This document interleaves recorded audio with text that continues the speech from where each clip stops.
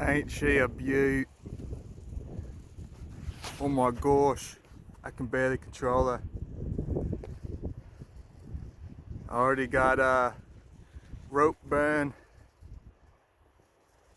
What's up guys, Crow back here, back in Crow's baseball field. How you doing? And don't pay attention to the colors of the kite. I just bought the cheapest thing on Amazon.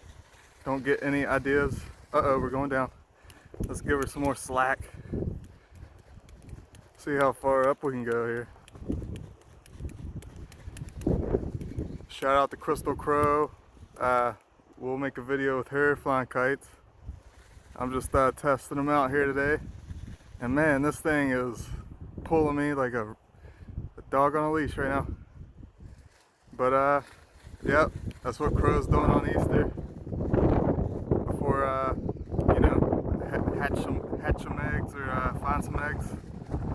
Hopefully a golden goose egg or something. But yeah, Crow out.